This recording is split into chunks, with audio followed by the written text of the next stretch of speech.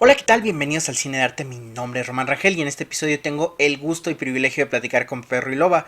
Pepe es crítico, además de programador de distintos festivales de cine, también ha sido jurado en otros. Y vamos a estar platicando de la labor del programador, además del cine de diversidad sexual y su evolución a través de los años. Y bueno, sin más, que disfruten. Y bueno, muy buenas noches, bienvenidos al Cine de Arte. Tengo yo el gustazo de platicar en esta ocasión con Pepe Ruilova. Él ha trabajado como programador y coordinador del Premio Maguey y ahora es programador del Festival Raindance del Reino Unido, además de que es crítico de cine para el periódico Reforma, también jurado para la Queer Film in Cannes y otros festivales. Pepe, ¿cómo estás? Muy bien, ¿y tú? Muchas gracias por la invitación. No, un honor, qué bueno que aceptaste la invitación y primero que nada, ¿cómo te tratan estos tiempos difíciles? Pues no me puedo quejar, la verdad, porque estoy seguro que a mucha gente le está yendo mucho peor, pero bien, dentro de lo que cabe. Días buenos, días de más ansiedad, días productivos, días no tanto, días de cocinar. Eso, Pero eso bien, está, Eso está padre, yo también me ha dado por cocinar y creo que pues tenemos tiempo, entonces está bueno, ¿no? Aprovecharlo. tenemos tiempo porque a mis casi 40 años estoy apenas empezando a aprender, pero no lo hago mal hasta eso. Y pues Pues no hay de sí, otra.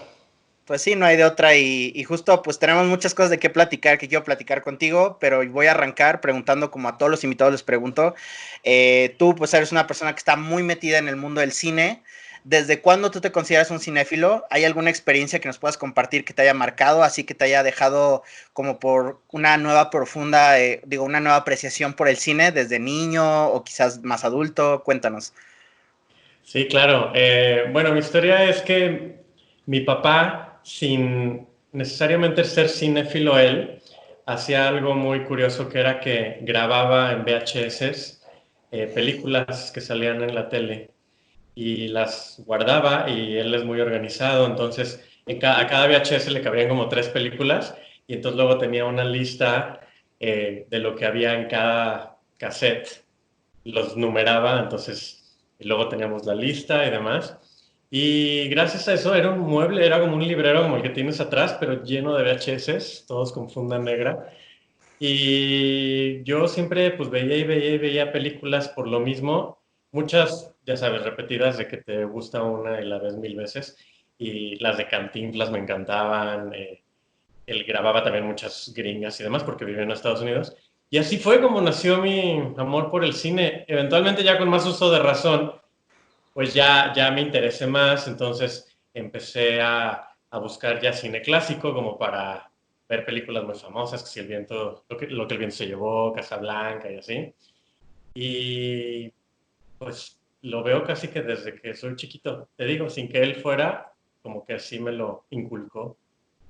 ¿Y Pues tú tú qué nunca te sí. dio la espinita por la realización o siempre te ha sido más como por la apreciación cultural? Fíjate que no, ajá. No, nunca. Digo, uno es chistoso porque veo te ha de pasar, ves películas y dices, "Ay, esto está mal", o no sé, como críticos, somos buenos para criticar, pero al final de cuentas, o sea, no es como algo que esté en mí el hacer películas. Trabajé como coordinador de producción en unas películas y todo, o sea, he estado en filmaciones, en la talacha y todo, y no es lo mío. Lo mío es la apreciación, la promoción, eso me interesa mucho. Entonces, pues por ese lado es por donde me he ido. ¿Y cuál fue tú iniciaste en Premio Maguey o tú ya habías trabajado para algún otro festival o esta fue tu primera experiencia como programador y coordinador? Esa fue mi primera experiencia. Mi historia es algo rara y no los voy a aburrir mucho, pero yo cuando me gradué, soy ingeniero industrial y me gradué y me fui a trabajar en películas, esto que te cuento de coordinador de producción y en comerciales y demás. Y luego me dio una crisis de que está muy difícil vivir de esto y demás, y con la carrera que tenía, entonces me metí a trabajar a Hewlett Packard, las computadoras. Y estuve ahí 8 años, muy felices, pero un día a mis 33 me dio como la crisis de la mediana corta edad, de que pues eso no era lo que realmente me gustaba, a mí me gusta el cine. Entonces renuncié y es cuando busqué chamba de algo así y es cuando entré al Festival Internacional de Cine en Guadalajara en la sección Premio Maguey, que es la sección LGBTQ del festival. Y ahí estuve primero era nada más coordinador y Pavel Cortés, que es el director de la sección, me dio la oportunidad de también ser parte de la programación que hacía él. Y así es como, bueno, es algo que me encantó y que entonces ya luego se fue desarrollando más y pues lo hice durante 6 años. Y justamente tú que has estado como en ambos lados como programador, has sido jurado, también crítico, ¿qué es la diferencia principal cuando tú estás programando tú trabajar para un festival y cuando te invitan a ser jurado, por ejemplo, cuando fuiste a Cannes para la Queer Pound? ¿Cuál es la diferencia principal entre hacer esos dos? Sí hay, bueno, hay diferencia y no, porque cuando eres programador, al final de cuentas estás siendo un crítico de cine, ¿no? No, a lo mejor no lo estás escribiendo en algún lado ni nada, porque es un trabajo como detrás de cámaras, pero estás apreciando, juzgando, si son más de un programador, comentando, debatiendo y demás. Y al armar tú un programa, bueno, depende de muchas cosas, tú también eres programador, entonces lo sabes, depende de las secciones que tenga el festival, depende de en dónde estás tú programando, qué están buscando cada año. El trabajo de un programador a veces se oye muy fácil, que es pues es que ves películas nada más y escoges las buenas y así. Y no necesariamente, influyen más cosas. Es un trabajo muy divertido, no digo que no, pero tiene muchas veces que tomar en cuenta un hilo temático en la programación o que varíe el género, que haya hombres, mujeres, directores, etcétera, sin llegar al extremo de hacer algo como lo que como lo que Thierry Fremont dice de Cannes, que pues él no va a escoger películas de mujeres nada más porque son de mujeres. Él busca películas buenas. Sin embargo, sí es algo que tienes que tomar en cuenta y que de lo posible, eh, pues tratar de incluir, ¿no? Porque uno pues también tiene que moverse con los tiempos y también eh, eh, pues hacer las cosas como se deben. Entonces, como programador, pues influyen todo ese tipo de cosas. Y luego vas de jurado, te invitan de jurado y también depende mucho, eh, pues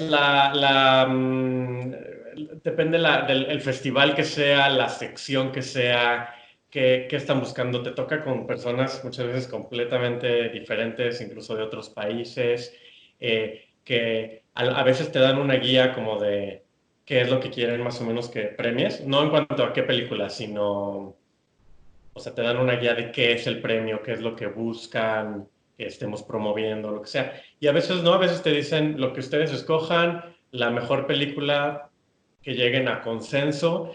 Y ahí siento yo es más difícil todavía, porque ahí se junta como los gustos personales de cada persona y luego hay que andar haciendo desempate y luego hay pleitos. He oído, no me ha tocado, pero he oído de sesiones de jurados de miedo. Y, y pues es diferente porque ahí estás escogiendo como premios específicos, ahí a veces hasta les estás cambiando la vida a las personas sin darte cuenta. Bueno, o sea, a lo mejor sí te estás dando cuenta de lo importante que estás haciendo, pero a lo mejor nosotros barajeamos las películas y sin embargo tenemos en nuestras manos algo que va a ser muy importante en la carrera de alguien, ¿no? Entonces hay que tomárselo muy en serio.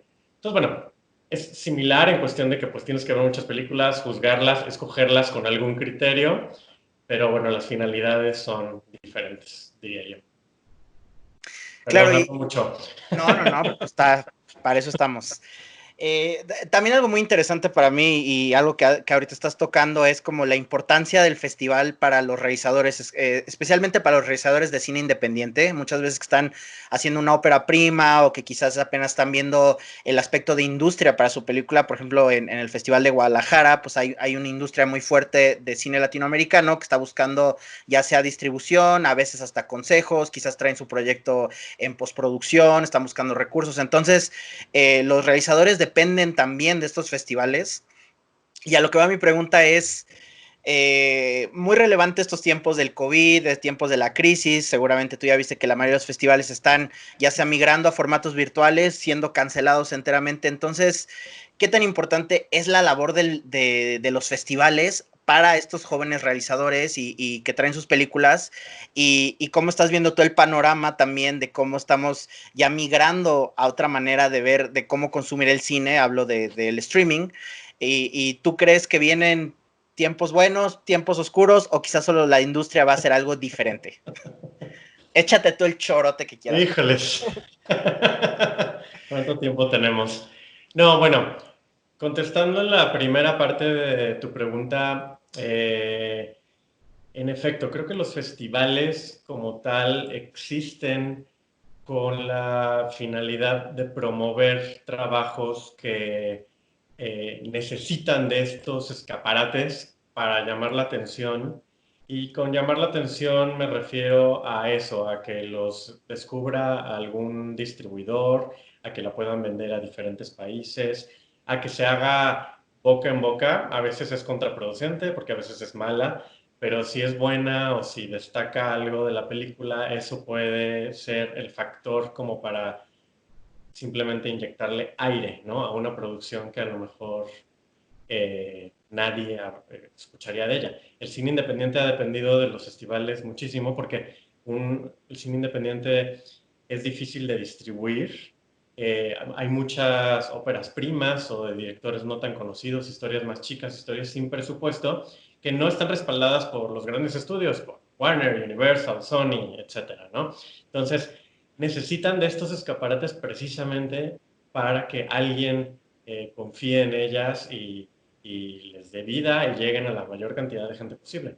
Hay festivales y, bueno, hay infinidad de festivales, como tú sabes, y cada uno tiene como su esencia y así, o sea, no puedes comparar un Cannes que van los eh, directores más importantes del mundo, ya son muchos los que repiten, ya casi casi tienen película nueva y entran así, y hay otros que pues sí descubren y a los que les dan chance, pero hay otros festivales como Sundance, donde se le da la oportunidad a justo lo que decíamos ahorita, a directores primerizos, a historias más chicas, a gente que nadie conoce y que sin embargo pudieron haber hecho algo muy relevante y que el festival le da ese empujón. Aún así, es tanto el producto que se hace a nivel mundial, tantos los festivales, tanto ya la forma de ver cine y todo, que aún, o sea, estar en un festival aún así no te garantiza nada. Entran, tú lo sabes, entran muchos otros factores. Muchas películas no consiguen distribución, o sea, son, en un festival como Sundance, por ejemplo, la verdad es que no tengo la cifra, pero debe ser un porcentaje muy chico lo que consigue distribución y lo que se puede ver después. Que ahí le voy a dar la vuelta, me voy a ir a tu siguiente pregunta, es donde entra el streaming y, en mi opinión, sus beneficios. Estamos ahorita, bueno, llevamos ya un par de años viendo en streaming producciones muy importantes como Netflix apostando por Scorsese y David Fincher y demás, pero eso es relativamente nuevo. Bueno, todo lo del streaming es relativamente nuevo, pero una de las ventajas es precisamente eso, que los medios, las plataformas de streaming como Netflix, como Amazon, Hulu, HBO, etcétera, pueden apostar por este tipo de películas más chicas, no necesitan darles toda una promoción y invertir en copias y demás para estrenarlas en cine, y aún así pueden llegar a muchísimas más personas de lo que llegarían si se estrenaran en cine. Entonces, a veces sí creo yo que tiene ese beneficio 100% para películas, porque pues tú en una plataforma de streaming puedes tener todas las películas que sean, ¿no? El cliente, nosotros, el consumidor, somos los que escogemos por género, por país, por lo que nos guste a cada uno, pero pues puedes tener una librería gigantesca y lo pagas una suscripción y puedes ver todo lo que quieras. Que salir al cine ya por países varía mucho los costos y demás, pero a veces puede ser carísimo, la gente ya lo hace menos, les gusta más estar en su casa y todo. Ahora, perdón, conste que me dejaste hablar. ¿Cómo estoy viendo el panorama? Esa pregunta es muy complicada porque siento que literal cada día cambia esto, ¿no? Sobre todo ahorita en la época de pandemia, en este año tan raro que nadie terminamos de entender y de pues no sé, de ver qué es lo que sigue. Los Óscares, los Globos de Oro, todos a cada rato están anunciando cambios en sus reglas porque esto se extiende, entonces los Óscares ya dijeron que este año sí van a poder premiar películas que nomás tuvieron en streaming, mientras hayan tenido planeado un estreno en cines primero. Algo que va a ser por lo menos por lo pronto de este año nada más. Eh, y mucha gente, oigo a personas decir que a lo mejor vamos a salir de esto y la gente ya se va a ver acostumbrado y le va a haber gustado más ver cine en su casa, entonces que ya no van a querer ir al cine. Pero todo esto es, digo, espero que no, yo espero que no. Es pura adivinanza, la verdad es que no sabemos qué va a pasar, ni siquiera sabemos cuándo van a regresar a los cines. Christopher Nolan está necio en que quiere su Tenet para mediados de julio, aún si la estrena, en qué modalidad vamos a ir al cine, cómo van a funcionar, cuánto va a costar, cuánta gente va a poder entrar, va a ser un éxito o no, se va a poder quedar semanas y semanas porque no va a haber otros estrenos. Te digo, esto es como de día a día ver qué va a pasar. Entonces, Y sí, sí va a cambiar. justo el ejemplo de Tenet es muy interesante porque esa película y su estreno va a ser el parteaguas para el resto de los blockbusters de Sí, Hollywood.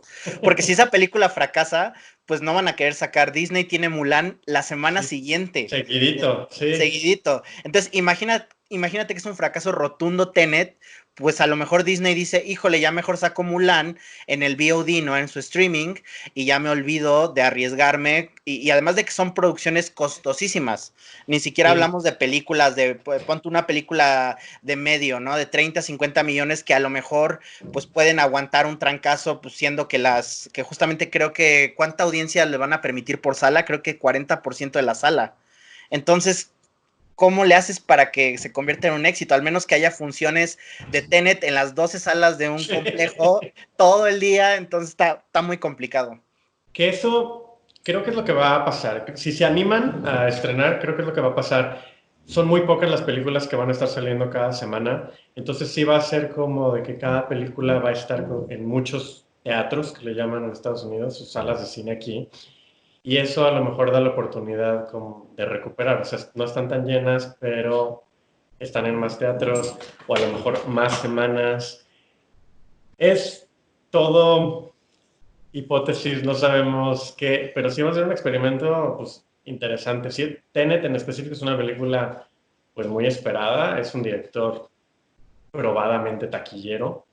Mulan, lo más seguro es que también. Y vamos a ver cómo responden los estudios. Siento que todos están como a la espera de ver cómo funciona esto para decidir qué hacer. La mayoría tienen sus estrenos grandes programados para finales de año, como esperando a que octubre, noviembre, diciembre ya volvamos a una normalidad, pero no sabemos, ya veremos. Sí, claro. Y bueno, regresando a algo que habías mencionado de justamente de las plataformas de streaming, yo me he dado cuenta que en todas las plataformas hay como clasificaciones o subdivisiones de géneros que hacen las mismas plataformas de Netflix, ¿no? A veces hasta medio jocoso, ¿no? Porque dicen películas con una personaje femenina fuerte, ¿no? Y está una película de Sandra Bullock. Entonces, yo siento que Término esa... que no nos gusta de entrada, pero bueno, exacto. Pero pero tú sí. que estas clasificaciones de películas, que no solo en streaming, de alguna forma también los mismos festivales clasifican, ¿no?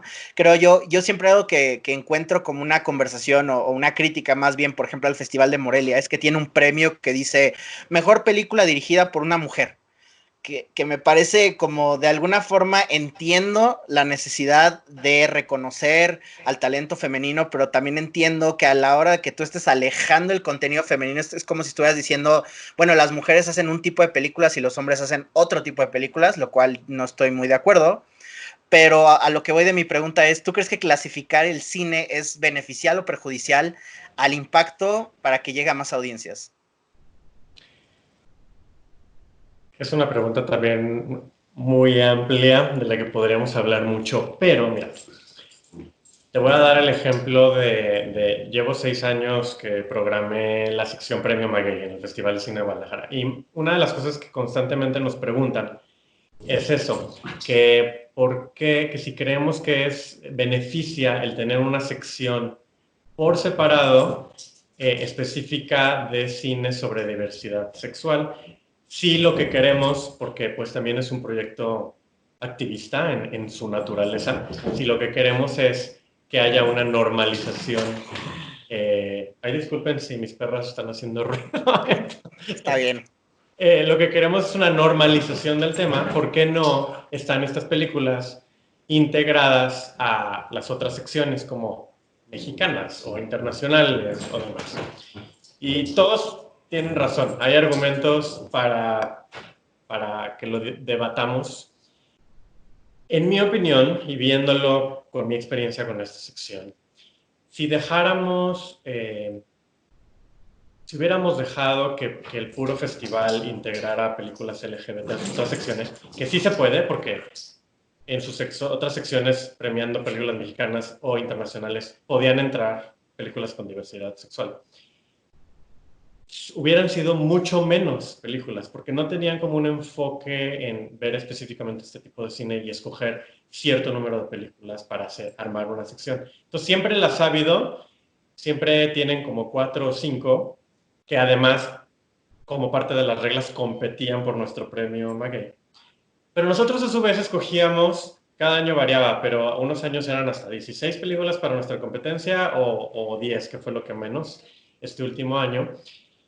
Y es una sección que, así como la ves, tiene el mayor número de audiencia del Festival Cine de Guadalajara. Compite mucho con el premio Mezcal, que es de películas mexicanas exclusivamente, pero ahí se dan porque hay un hambre impresionante por este tipo de producciones y por ver más y más y más, porque volvemos a nuestro punto de hace rato. Muchas de estas películas a lo mejor no se van a ver después en plataformas y hay toda una minoría que eso es algo que también tratábamos de romper, que no nada más esa minoría fuera a ver las películas, que fuera todo tipo de gente y ahí la llevamos todavía. Eh, pero así les amplías la oferta, además haces ruido, hacemos entrevistas, se promueve con una imagen que hace un artista, entonces mucho arcoíris, mucho diversidad sexual, lo que sea, lo pones allá afuera. Entonces, teniendo una sección así, haces ruido sobre ese tema que estás tratando de hacer. Entonces, estoy de acuerdo también contigo en el tema de las mujeres, tener un premio exclusivo, una sección exclusivamente de mujeres a lo mejor es no sé, volvemos a lo mismo, es como, ¿por qué separarlas? Están haciendo cine, son directoras de cine o lo que sea. Pero por otro lado, sí entiendo lo que quieren hacer en el sentido de querer hacer ruido, poner eso sobre la mesa, eh, levantar la mano, decir, aquí está este tipo de cine, también váyanlo a ver. También como mercadotecnia a veces sirve eso, ¿no? Entonces las mujeres que apoyan la causa y todo, bueno, no más mujeres, todo tipo de público que apoye todas estas causas de las que estamos hablando, o no causas necesariamente, pero tipos de cine, ¿sí? Porque también hay experimental, que no sé, vaya y lo vea porque ya saben más o menos o sea, porque quieren ver cine dirigido por mujeres, porque quieren ver películas gore en su sección de medianoche, o porque, no sé, sirve también como para que hacer un orden, para venderlo y demás y demás. Entonces, decir que está bien o que está mal, no sé. A mí me gustaría que en un mundo utópico haya muchas películas de mujeres en las secciones normales, generales, haya muchas películas de diversidad sexual también, y así. Pero a veces está bien tener como más secciones para tener más producto todavía, con cualquier excusa que haga que se vea más cine y que la gente vaya y cierto interés a buscar específicamente lo que están buscando. Entonces, bueno, no sé tú qué opinas, pero hay de las dos. No, te lo comento porque es un tema que yo creo que tú te has encontrado gente que está en los dos ámbitos, ¿no? Uno está en pro, en contra. Yo he tenido, alguien me comentó por Twitter, para no variar, que ya ves que es la red de la toxicidad y La la frustración. amabilidad. Sí, y ahí alguien como que se enojó un día, pues porque nosotros en Documenta tenemos obviamente una sección LGBT más, de Sí. diversidad sexual también, que creo que es muy importante conservarla, pero esta persona me dijo en una ocasión, oigan, es que ya estoy harto de que hagan esas películas gays y la estén difundiendo y todo y no sé qué. Bueno, no quiero decir yo que era una persona homofóbica, aunque suena claramente homofóbica, pero todo lo que tú mencionas es por lo que necesitamos una sección LGBT. O sea, creo yo que él lo que trataba él de decir es que más que un festival variado, parecía un festival propagandístico, de decir, ay, tenemos una bandera, pero pues ni modo, sí somos un festival activista. El documental hace una labor de activismo y estamos orgullosos de tener una sección así, aunque no le parezca a alguien que no quiere ver el cine. Y además, si no lo quieres ver, pues hay otras secciones que puedes ver, ¿no? O sea, Exacto. finalmente es la diversidad. Pero yo te quiero hablar de algo, hablando de los contenidos de diversidad sexual, obviamente ya tocando el tema de que Premio Maguey se enfoca en todos estos temas. Bueno, primero, full disclosure, yo produje un documental que ganó el Premio Maguey el año Sí. pasado. Y no sabes, Pepe, digo, no sé si esté bien o mal decirlo, pero yo agradezco con el alma que estrenamos el año pasado y no este año. Este año hubiera Sí, sido catastrófico. sí. De hecho, tuvimos varios festivales que pues por el COVID se cancelaron, pero al menos ya tuvimos una premier y yo por eso siempre le voy a tener un cariño al festival muy grande y por recibir ese premio. Pero yo lo que te quiero preguntar, y es algo que te quiero preguntar desde hace mucho, es, y pues es un tema amplio, ¿eh? O sea, tú también Todos expláyate. son temas amplios aquí. Sí, entonces tú, pero yo te quiero preguntar, ¿qué se considera un título queer? O sea, ¿basta que una película tenga una expresión, que haya un discurso, que solo sea el retrato de la comunidad LGBT, o es algo específico para que se considere queer? Sí, sí, es una pregunta muy amplia, pero mira, el término queer, que podríamos decir engloba todos estos otros términos sobre diversidad, género y orientación sexual, ha ido evolucionando también, o por lo menos así lo he visto yo en mi experiencia. Eh, Nosotros cuando programamos Premio Maguey, también nos damos cuenta, digo, veíamos casi toda la oferta LGBTQ que hay en el año de películas sobre este tema. Y veíamos cómo cada año iba evolucionando e iba cambiando. Por ejemplo, cuando se dio todo el boom con Caitlyn Jenner, ese año sobre pues, la salida de closet de la transexualidad, que siempre ha existido obviamente, pero que se hizo un tema más mainstream, por decirlo así. Justo ese año lo vimos reflejado, y es algo que el cine siempre ha hecho, lo vimos reflejado en una gran mayoría de las producciones que recibíamos. Eh, Siempre nos quejábamos, porque también es algo, eh, gente que ha visto mucho cine de este tipo, lo he platicado, es muy fuerte la diferencia entre películas de temática gay a lesbianas, por ejemplo. De lesbianas se hacen muchísimo menos. Uh -huh. ¿Por qué? Es otro tema para otro día, pero también entra el hecho de las mujeres directoras, etcétera, etcétera, etcétera, ¿no? Y de repente hace como 2, 3 años vimos un boom, un año que nos llegaron muchísimas, muchísimas. Y creo que se vio reflejado también por este boom de todos estos movimientos feministas, de igualdad de mujeres, de más oportunidades y demás. Y nos dio mucho gusto. Entonces, no te he contestado tu pregunta, pero no está relacionado. Cuando vemos una película eh, y la queremos definir como de diversidad sexual, pueden entrar muchas cosas. Puede ser que haya un personaje importante en la trama que sea LGBTQ y por ende, como es importante en la trama y afecta, se puede considerar a la producción como queer, a pesar de que a lo mejor la historia principal no lo sea, que de hecho es lo que queremos ver y que es lo que hemos visto últimamente. Antes eran muchas películas como de la salida del closet, de coming outs y demás, y eso también ha ido evolucionando. Ahora recibimos, o existe allá afuera, muchas más películas de historias de la vida diaria, común y corrientes, de personas LGBTQ o que en su elenco intervienen, ¿no? Si eran personajes chiquitos o muy incidentales o lo que sea, la verdad es que si las descartábamos porque estamos buscando pues otra cosa, a menos que fuera alguien que de veras tiene una escena que hizo que todo cambiara o algo así, pero es difícil que pase algo así. Y luego, por ejemplo, te voy a dar un ejemplo muy claro porque es una película que tuvimos que salir a defender en su momento.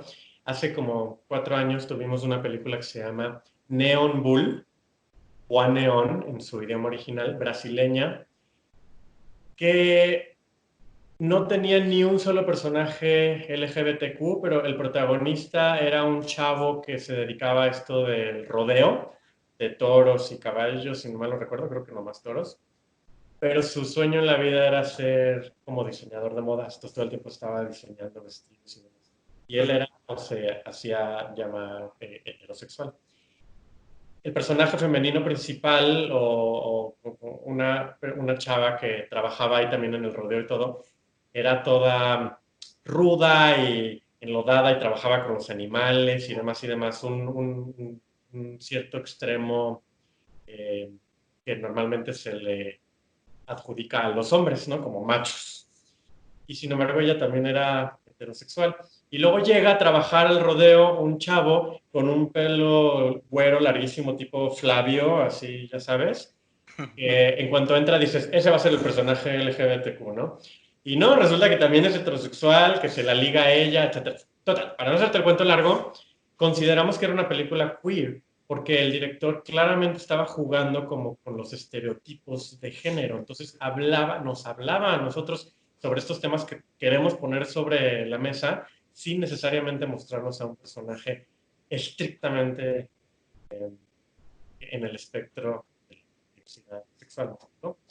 Entonces, es un tema, pues sí, muy amplio, como que lo tienes que ver y pues con tu criterio, pues con la experiencia que nos da el hacer lo que hacemos con trabajo, pues sí lo vas teniendo ese feeling. Claro, y es más de, justamente es más de feeling y eso es algo que es como un poco esotérico, raro de un programador, ¿no? Tú, o sea, obviamente nos llevamos por lineamientos, por a lo mejor alguna temática queremos iluminar, esto que habías mencionado de todo este movimiento trans, que me da muchísimo gusto que también haya una percepción en el cine de lo que es trans, porque por mucho tiempo era un tabú en el cine, y algo que yo, justo va mi pregunta es tú tuiteaste hace tiempo de una película clásica mexicana que se llama Doña Erlinda y su hijo. Tu tweet, la verdad, que decías que era una película muy tapatía, ¿no? Tu tweet me inspiró a verla. Jamás. La acabo de ver hace rato. Ok. Te seré sincero, no me gustó, A mí tampoco. pero está muy, como las actuaciones muy acartonadas. Yo las sentí muy, no sé. Pero bueno, ese es un tema aparte. Pero lo que Sí, yo te quería, esa película salió en 1985, sí. obviamente retrata una relación con toda la intimidad de una pareja de dos hombres y uno de ellos pues tiene como una relación muy cercana a su madre, pero también tiene una relación heterosexual, tiene un hijo, pero tiene a su amante, ¿no?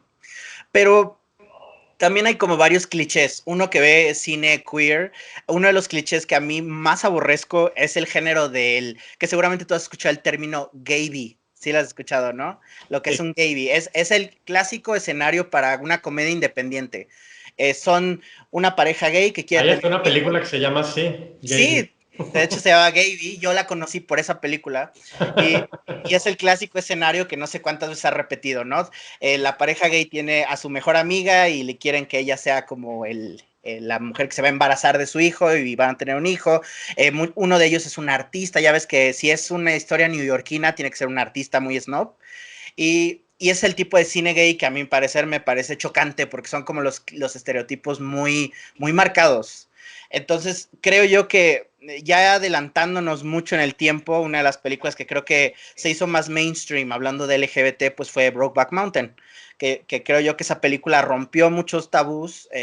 No recuerdo de quién fue la persona que escribió el guión, creo que fue una mujer, ¿no? Basada en una novela.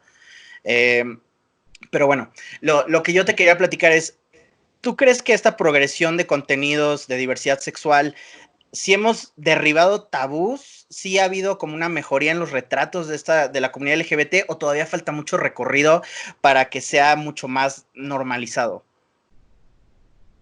Ok, las dos cosas. Sí ha mejorado muchísimo, sí, totalmente.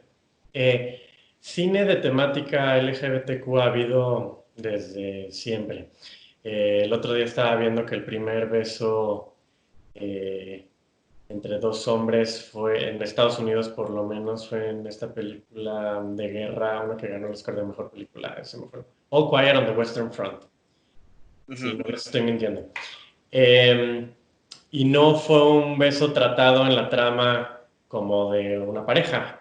Eran amigos y se están abrazando en una escena muy dramática y uno le da un beso como amigo, haz de cuenta, pero si la ves ahorita dices, no, el director está ahí haciendo cosas tramposas porque en esos entonces los censores y había una liga que te prohibía tocar ciertos temas en las películas y demás, ¿no? Con el tiempo ha ido mejorando y empeorando a través de las décadas. Hubo épocas de muchísima censura y estoy hablando y generalizando sobre todo basado en el cine de Estados Unidos, que es para bien y para mal el más visto y el que muchas veces ha marcado la pauta, para bien y para mal. Eh, Hubo épocas de mucha censura, de no poder hacer nada, inclusive en la heterosexualidad, y épocas de mucha liberación sexual en los 70s, sobre todo. Eh, Luego, 80s y 90s volvió a bajar, y no tanto porque hubiera censores ni nada, sino simplemente son cuestiones de la sociedad. El cine refleja lo que está pasando allá afuera. Y llegan los 2000 y llega esta película Brokeback Mountain, no me acuerdo específicamente de qué año es, creo que 2001, Ujú. y viene a romper totalmente, totalmente. No era una novedad, no era para nada la primera película de temática LGBTQ, y sin embargo tenía dos actores protagonistas muy mainstream, muy famosos, que hoy en día vemos normal que cualquier actor haga un personaje gay, lesbiana, trans, bueno, que ya no deberían porque hay actores trans, pero ya lo vemos muy normal y les vale y ya ni lo pensamos dos veces. Pero en ese entonces a Jake y a Heath Ledger, o Heath como se diga, les preguntaban en las entrevistas que y les decían que qué valientes y ellos platican que sus agentes no querían que salieran en esa película porque qué iba a ser de sus carreras y demás. O sea, en ese sentido, pues sí, sí era algo valiente de ellos, que ellos lo veían como lo más normal y como es una historia digna de contarse. Es una película que trasciende y gana muchísimos premios a nivel mundial, lo cual le da un boca en boca que la convierte en algo mainstream. Todavía no teníamos Twitter ni nada, pero aún así ya era una bola de memes y de I don't know how to quit you, ¿no? Y burlándose de Saturday Night Live y todo lo que en ese entonces era como muy mainstream. Yo incluso la fui a ver al cine y me sentía raro estando en el cine, no, no sucio porque esa no es la palabra, pero era muy raro, era como, que, que me está viendo la gente, me estarán juzgando, estarán pensando que yo soy así o asá. Era raro ir a ver una película, la verdad. Ujú. Eh, y fue muy positivo. No ganó el Oscar de Mejor Película, que fue como el último granito en el arroz que no nos gusta recordar a nadie, bueno, a la mayoría, pero trascendió muchísimo esa película y le abrió la pauta a que se hiciera más normal. Volvemos a esta palabra, a normalizar. Entonces, estamos hablando de casi 20 años después, poco menos, y ha avanzado muchísimo. Ya hoy en día hasta ahí se burla la gente de que Netflix a fuerzas tiene que haber un personaje LGBTQ en todas las series, ¿no? Que sí es cierto, pero está bien. Siempre he creído yo en el poder del cine para cambiar conciencias, para tratar temas difíciles, para abrir mentes, y la televisión también, y hoy en día lo que se llama televisión, que ya también es una línea rara, delgada, que debatible, eh, y ha habido muchísima más apertura. Ahora, hay muchísimo más por hacer. Si tú ves las estadísticas, son la minoría los países que tienen, por ejemplo, el matrimonio igualitario legal. Hay Ujú. países, sobre todo en África, o en el Medio Oriente, donde es penado ser homosexual, que te cachen en un acto, inclusive un beso. Eh, vamos, si con el tema de las mujeres en estos territorios también vivimos todo el tiempo todavía en la era de las cavernas, ahora imagínate con el tema LGBT, ¿no? Entonces, sigue habiendo muchísima discriminación, cada país tiene su propia sociedad y cultura, y por ejemplo Estados Unidos tiene todo este lado del sur, Trump, todo ese que está saliendo ahorita muy a flote desde hace 3 años, que, que no apoya muchos temas como la igualdad de la mujer o la igualdad de la comunidad LGBTQ, y hay que seguir luchando y batallando y haciendo cine y haciendo televisión y levantando la voz, cada quien desde sus trincheras. Obviamente, en nuestro contexto y en nuestro mundo estamos hablando de eso, obviamente. Eh, entonces, todavía hay mucho por hacer. Yo les decía, Premio Maguey va a seguir existiendo pues mientras siga siendo necesario, mientras la gente siga queriendo ver estas historias, mientras por fin se vean reflejados en ellas, mientras esto sea muy normal y ojalá, ojalá algún día ya no sea un tema, ni eso, ni cuántas mujeres a comparación de hombres estén dirigiendo, ni si historias afroamericanas o latinos, o ojalá, ¿no? Pero bueno, pues las sociedades evolucionan y vamos viendo. Pero hay mucho por hacer, sí. Entonces, Y ciertamente es un progreso que yo percibo unilateral, como bien dices, el del lado occidental quizás podemos ver todo este avance, el cine norteamericano, en las series, en Europa también hay mayor, pues digamos que mayor visibilidad en los contenidos, sin embargo, pues en Asia, aparte de que hay países donde es penado, donde por ejemplo de donde es Mac de Singapur, donde una historia LGBT, por más mínima que sea, nunca va a haber una sala de cine porque está prohibido que promuevan ese tipo de contenidos, entonces te das cuenta que hay una labor todavía tremenda.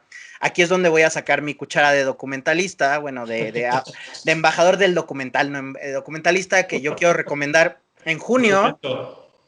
Documentor, exacto. Este mes, que ya pues prácticamente estamos en junio, hay una película que se va a estrenar en HBO que se llama Welcome to Chechnya, Así es. que es una, para empezar, dejemos las etiquetas detrás, es un gran documental, es un documental revolucionario porque no sé si has escuchado, Pepe, que utiliza una técnica para disfrazar a los personajes que para mí es revolucionario porque yo vi la película y no me di cuenta de la tecnología, o sea, aparecen rostros de Wow. personas y así estás protegiendo literal seres humanos siendo perseguidos y es un documental que todo el mundo debe ver. Así que voy a hacer mi shameless blog, todo el mundo vea cuando se estrene en HBO. Véanlo, sí. Y Y luego hay pues, sobre esa misma línea, por ejemplo, el año pasado estuvo festivaleando y ahorita no sé en qué plataforma está disponible, pero ya está una película que se llama And Then We Danced.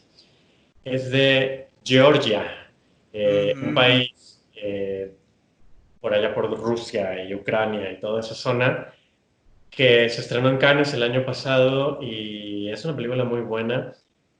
Me tocó eh, escuchar al director hablar sobre cómo eh, no pudieron poner en los créditos los nombres de todo el crew que trabajó en ella. Tuvieron muchísimas dificultades para filmarla y así porque tenía que ser secreto, porque si no se metían en un bronconón legal y demás. Entonces, todos esos son héroes, la verdad. Y volvemos al tema de los festivales. Luego hay que darle visibilidad a ese tipo de historias, o Rafiki, ¿no? Esta historia de dos lesbianas en Kenia, que también es pues, un país terrible en este tipo de temas.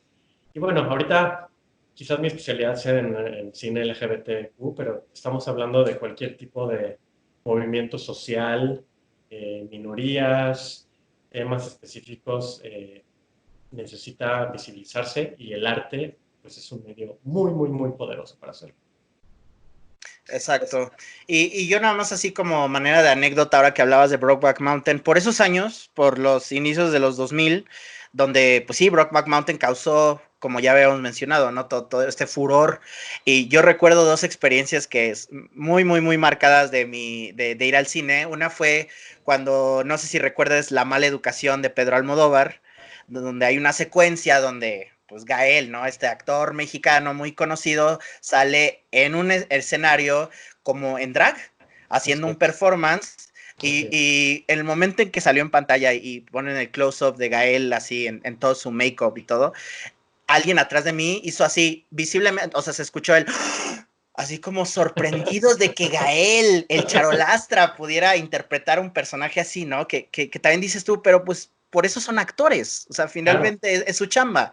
Y otra experiencia igualmente graciosa fue cuando fui a ver la historia de Harvey Milk, donde Sean Penn pues, ganó el Oscar por interpretar a Milk, y había un grupo de señoras que seguramente fueron al cine sin saber qué ver, se metieron a la película y todas las escenas donde pues Milk tiene a sus Sí. múltiples parejas en pantalla pues estaban como que frunciendo el ceño, haciendo gestos como de ay, no, no, no. Así como que al final dicen, no, pues sí, fue un activista, qué bonito, pero como que no me gustó ver tanto beso entre hombres, ¿no? Y digo, ay, no, no, no, Esa puede ser la señora de Doña Erlinda y su hijo, a lo mejor. ándale. Pero fíjate, esas señoras ya fueron y lo, se vieron confrontadas por estas imágenes y demás. Y luego a lo mejor ven Grey's Anatomy en la tele, donde también se toca mucho, bueno, hay un que otro personaje LGBTQ. Y así poco a poco se van abriendo mentes en cuestión de, ah, pues sí, pues no tiene nada de malo, ah, pues sí, pues es normal, ah, pues sí, pues las mujeres también dirigen, o sea, o también las historias protagonizadas por mujeres de acción pueden ser perfectamente normal porque pues ellas pueden ser igual que los hombres. Y así vas abriendo mentes. Entonces sí, va a seguir habiendo siempre de todo. Así funcionan las sociedades a través de la historia. Se puede ver en los presidentes más importantes que hay ahorita en todo el mundo y todo este cambio que ha habido sísmico. No, sísmico, como sea. Uh -huh. Pero, pues uno tiene que luchar por sus ideales, mantenerse firme. Por eso te decía hace rato que estos cineastas que se atreven, que rompen reglas, que levantan la voz, que están hartos y demás, para mí son héroes. Y si yo de alguna manera como crítico, como programador, tengo la manera de ayudarlos a llegar a la mayor cantidad de público posible, pues lo voy a hacer. Y por eso, pues me encanta lo que hago, ¿no? Entonces, Claro. sí. Claro. Oye, y ya por último, hablando de esto, de toda la temática LGBT, ya para cerrar ese tema, pero yo también te quiero preguntar, viéndolo desde el cine industrial, el cine hollywoodense, el cine más comercial, ¿tú crees que la labor que hace Disney, por ejemplo, de en La Bella y la Bestia hay un personaje LGBT, pero solo actúa de forma manerada, pero no exploramos su sexualidad? O en Star Wars hay un personaje de fondo, hay un extra que se está dando un beso. O ya ves que en la película de Pixar de Unidos hay una personaje lesbiana que es literal sale unos cuantos minutos en pantalla. ¿Tú crees que eso es algo positivo o a Disney todavía le falta no ser tan tímido en su representación? Las dos cosas, otra vez. Mira, no te puedo decir que es negativo, porque aunque suene mediocre, pero lo que sea es bueno, ¿no? Eh, por lo menos están saliendo película tras película de Disney, no en todas, la verdad, pero en bastantes, que si Frozen, que si Onward, eh, que están teniendo La Bella y la Bestia, ese tipo de personajes de fondo. Y está bien, no puede estar mal, ¿me explico? Lo que Mm, sí es que nos gustaría más, pero ahí entra otro tema muy complicado y muy denso, que bueno, todas estas películas se hacen para todo el mundo, ¿no? Entonces, a lo mejor tú y yo, nuestra burbuja, la burbuja liberal de Estados Unidos, etcétera, lo recibiría con los brazos abiertos. Pero toda la otra mitad de Estados Unidos, los países asiáticos, como China, que se ha vuelto mercado importantísimo y que a veces censuran películas hasta porque sale un fantasma y no va en contra de sus ideales, lo comentabas el otro día con Adri, ujú. eh, y todos estos temas para ellos son muy complicados. Entonces se burla mucho la gente y en Twitter y así de que ponen ese beso de Star Wars porque va a ser facilísimo que en China lo editen y lo quiten y no afecte en nada a la historia. Pero mira, alguien ya se atrevió, alguien ya empezó, lo puso sobre la mesa, generó muchísima publicidad, se habló de eso, independientemente de si China sí lo fue y lo cortó después o no, alguien ya lo habló. Entonces, quién sabe si en la siguiente otro va a ser más valiente y a lo mejor un personaje como más secundario, pero más relevante. Eh, no sé, también Pixar acaba de sacar hace literal, creo que 3 días, un corto que se llama Out. Ujú. ¿Sí? Ahorita está nada más en la plataforma Disney Plus, que no ha llegado a México, pero ojalá llegue a todo el mundo porque está muy bonito.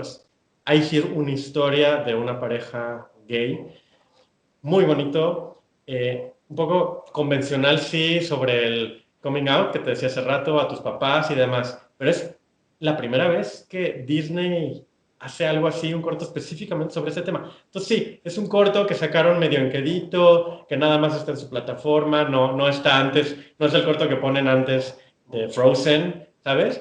Pero quién sabe, a lo mejor en 10, 15 años, ojalá menos, sí se dé la oportunidad de algo así. Se tiene que empezar por algo.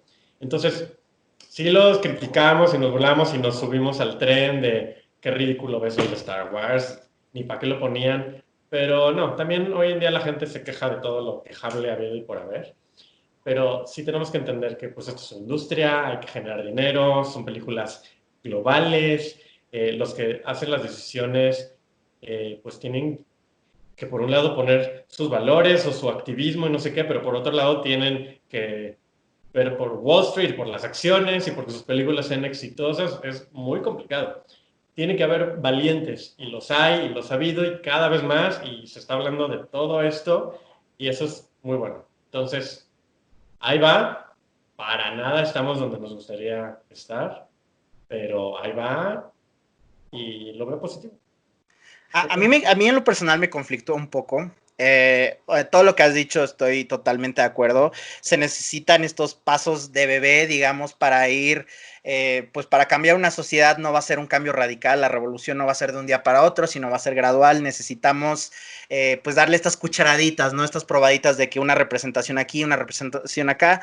A mí lo que me gustaría más que solo que se vea o no un personaje gay o lesbiana en pantalla, a mí lo que me gustaría es que hubiera más eh, escritores, directores, productores haciendo historias gay, o sea, haciendo una construcción, porque finalmente todo lo de Pixar, todo lo de superhéroes son fórmulas y son fórmulas probadas y ellos pueden mover los peones y decir, bueno, nuestro superhéroe ya no va a ser Batman, ahora va a ser Scarlett Johansson, pero al final de cuentas son los mismos esos story beats de la que ya esperamos, ¿no? El villano, el Todos héroe, son los etcétera. mismos. Entonces, por más que digas, bueno, ya tenemos una mujer ya con el vestuario de superhéroe en vez de que sea un hombre, para mí eso no es suficiente. O sea, a mí me gustaría No, ver me gustaría ver un público interesado en ver historias de mujeres, por ejemplo, historias gay o historias de afroamericanos, sí, pero que no necesariamente fueran producciones de 150 millones de dólares, pequeña, como esta película de Farewell, no sé si la viste sí, de Lu sí, Wang. sí, O sí. sea, es una película muy bonita, muy modesta, con un cast chino, y al final de cuentas, pues es una producción norteamericana, porque creo que tiene ahí varios productores, pero en general es una producción china y una historia china, y me parece que, creo que esa película gozó de éxito en Estados Unidos, me parece, o sea, muy, Sí, muy a su dentro de nivel. lo que cabe de su tamaño, sí. Pero esa película nunca llegó a México, ni la veo estrenándose fuera de Netflix, quizás, a lo mejor ahí encuentra su audiencia, pero a mí ahí es donde yo vería el verdadero cambio, que la gente se interesara por ese tipo de historias, no necesariamente por la Black Widow o por el primer héroe gay, que creo que Marvel Sí, lo va a anunciar ya en esta de Eternals, ¿no? Que va a haber un protagonista gay. exacto, sí. Va a haber uno de los personajes principales, en teoría, va a ser gay y afroamericano, entonces ahora sí va a ser parte de la historia, entonces ni cómo editarlo ni nada, y va a ser un experimento muy curioso, a ver cómo le va en los mercados difíciles. Se le está rifando Marvel y Disney, y qué bueno, Kevin Feige, que es el no sé cuál sea su puesto oficial, director, bla, bla, bla, de Marvel, Uh -huh. lo está empujando y vamos a ver qué pasa. Pero tocas un tema interesante con esto de que un público esté más interesado en ese tipo de historias. Creo que también en eso entra un tema muy amplio, volvemos a que hoy en día los grandes estudios ya casi no están haciendo películas de adultos, Ujú. fuera del contexto de superhéroes, secuelas de blockbusters, eh, películas animadas, etcétera. Es un problema general de la industria. Ya no vemos casi películas, como les dice mi mamá, de abogados, ¿no? De John Grisham y historias así, o películas eróticas. Ya en el cine, por lo menos en el cine mainstream, casi no hay sexo, ya algo que en los noventas incluso hay muchísimo, ¿no? Claro, ahí era el otro extremo porque era meter por meter, este, pero ese es un problema en general que la industria está viviendo y es donde está entrando un poco al rescate este tema del streaming, porque ahí es donde se está haciendo lo más interesante. Vamos, Scorsese se tuvo que ir con Netflix para poder financiar The Irishman, que también es un extremo porque era una película muy ambiciosa y cara, pero David Fincher está trabajando con ellos este año. Scorsese ahorita está con Apple, se fue con Apple para la nueva Exacto, la película. noticia de hoy que la nueva Sí, va con Apple, porque los grandes estudios no lo están haciendo. Entonces, ya cada vez al cine, más allá de la época de premios, que es cuando salen un poco estas pocas películas que todavía se hacen como de prestigio de adultos, durante el año todo es cine de terror, de volcanes, de terremotos, de superhéroes. No lo minimizo porque yo soy defensor de todo tipo de cine y el cine escapista tiene lo suyo también y me encanta, pero sí es triste que la industria en general haya bajado. Entonces, añademos a ese problema, hay que añadirle esto que hablamos de representación de minorías y así, de que un público las quiera ver y todo, y pues se hace toda una bola de nieve. Pero por eso las plataformas de streaming sí siguen, sí están ayudando. Todas estas series de televisión con personajes femeninos complejos, odio decir que fuertes, eso no es un adjetivo que me gusta. Todas complejos, humanos, como en la vida, que no nomás sean la esposa, no nada más que... eh, todo eso lo estamos viendo más en la televisión, en las miniseries, incluso en películas hechas para, no televisión, para streaming. Entonces, a lo mejor ahí sí están encontrando un público. Hay gente valiente que sí está rompiendo las reglas y perdón que siga hable y hable como perico, pero por ejemplo salió hace un par de años esta película Love, Simon, una comedia romántica sobre un adolescente LGBTQ, el hombre gay, cis, y a mucha gente no le gustó, muy rosa, muy cliché, bla, bla, bla, que sí, sí es todo eso, pero hay que entender lo significativo que es que después de vivir una eternidad de décadas y décadas de que todas las comedias románticas son con protagonistas heterosexuales, que una saliera a muchas salas, con toda la promoción de un estudio, etcétera, sobre un chico gay, fue romper, ¿no? A como Brokeback Mountain en su época. Entonces, de repente se escapan por ahí, o estos remakes que a veces hacen remakes de Ghostbusters o de las Oceans, que pero ahora con puras mujeres, que ahí es otro tema que entra, que si es mercadotecnia, que si mejor deberían de ser historias originales. Eso también podríamos platicar por horas si nos parece o no. Luego si las películas en sí terminan siendo buenas o no.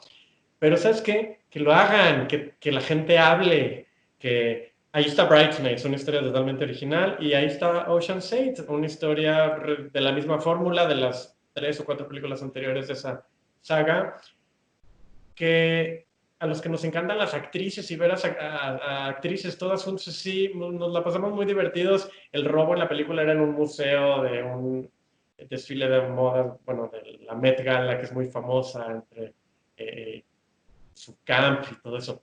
Entonces, mira, que se haga, nos guste o no, todo hace ruido, todo genera publicidad, todos los temas se ponen sobre la mesa y pues mientras se para bien. pues creo que me parece una excelente reflexión y un excelente momento de decir, ya llegamos a la hora, creo que ya estaremos terminando la charla. Pepe, ¿dónde te pueden encontrar? Me pueden encontrar en Instagram y Twitter y Facebook como Pepe Ruilova. Todo pegado y ahí estoy, todas las redes. Y como yo le dije a Adriana en el episodio pasado, por favor, pórtese bien. No sean estas personas tóxicas que si a alguien no les gusta la película que les gusta van y lo atacan personalmente, eso sí es terrible. Es Y yo, terrible. francamente, estoy yo harto de los fanboys, harto de la negatividad, la toxicidad. Creo que en estos tiempos necesitamos un poco de amabilidad, ¿no? Creo.